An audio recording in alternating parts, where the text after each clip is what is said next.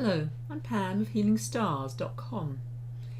This is the chart for the new moon, 29th of December. It's set for London and it's at 6:53 AM Universal Time. What is very striking about this chart, the seed for the next month, is Jupiter. Now in the UK, Jupiter is right at the top of the chart. There it is, looks like a 2 and a 4. It is a very important planet, Jupiter. It's the largest of all the planets. It's the sky god, it's the king of the gods, Zeus, the thunder god. And it's all about the law. It's all about justice and truth, especially in the sign of Libra, which is governed by Venus, the planet of love, harmony, relationships. Jupiter is connecting up with huge number of energies, planets. You can see that all these lines link it in some way or other to the planets in turn. It's in opposition, direct opposition, to Uranus, which is all about revolution, the individual, people protesting and wanting freedom. Uranus, on the exact day of the new moon, a few hours later, is going to move direction. It's going to move forward. It does this every year. Most planets go retrograde, apart from the sun and the moon. But that makes it significant. Jupiter, this great mighty energy, is linking in a very positive way to Saturn, stabilizing situations. Note the numbers here, the relationship of numbers.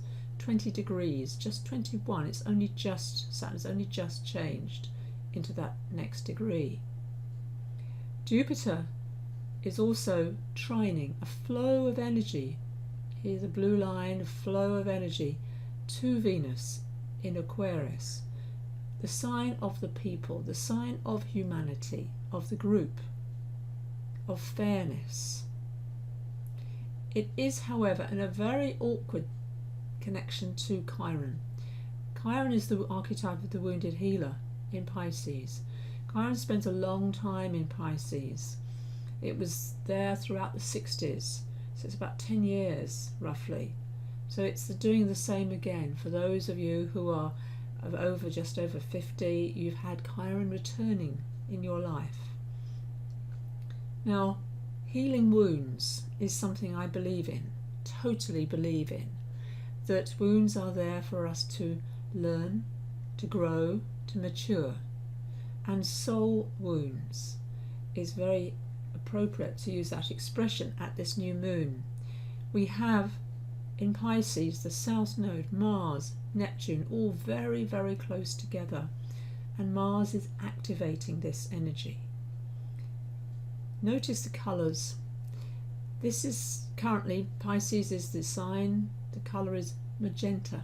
That in Morosoma colour system is above the body. It's known as God the Mother, and also our divine purpose, our soul's intent, our sacred promise, all those expressions of what we're here for.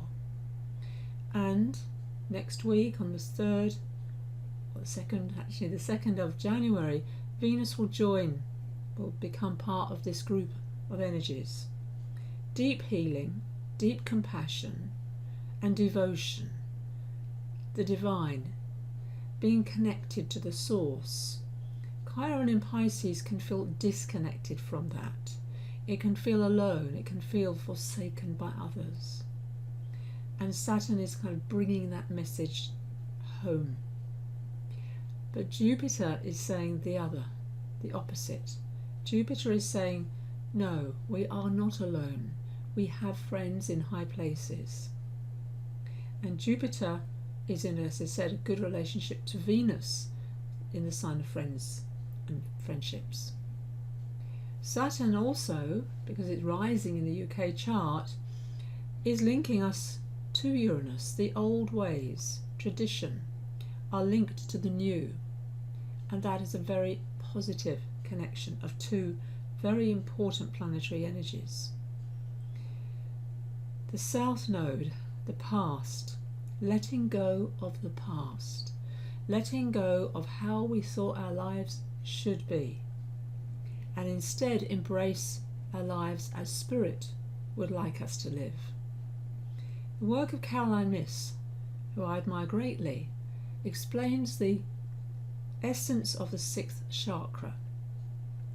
And on the 2nd of January, Venus joins the moon, and that activates the 6th chakra. This is about intuitive sight. This is about wisdom. This is about letting go of judgments, which is incredibly important because Saturn can rule judgments. It is, the law, after all, the scales of justice. And with what's been going on in the world, it's very easy to be caught in belief systems that my way is the right way, God's on my side, I'm right, you're wrong, and that leads to power struggles. The 6th chakra is about opening our minds, learning to act on an internal direction, and discriminate between thoughts motivated by strength and those motivated by fear and illusion. That's extremely relevant at this time. Neptune is the planet of illusion. Saturn is reality, but also fear-based. So letting go of fears, being able to master our minds and notice when we're caught in fear. It's a nasty emotion, fear, and it can be stirred up easily by those who have a power of oratory, of those who speak to the base instincts of us. And instead, if we elevate and go beyond that, we can change situations by not reacting and instead responding from our hearts. Seek only the truth is what Caroline suggests the 6th chakra represents.